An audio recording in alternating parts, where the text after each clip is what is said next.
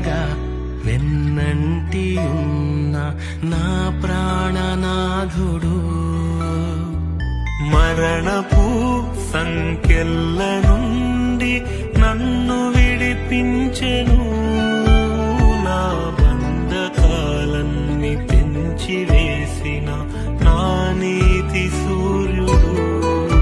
క్షణమైన మరువని వీడని నా క్షేమ శిఖరము క్షమించి నాకు అందించెను ఈ రక్షణానందము. క్షయమైన బ్రతుకు మార్చి అక్షయతనొసగెను. గతిలేని నన్ను వెదకిన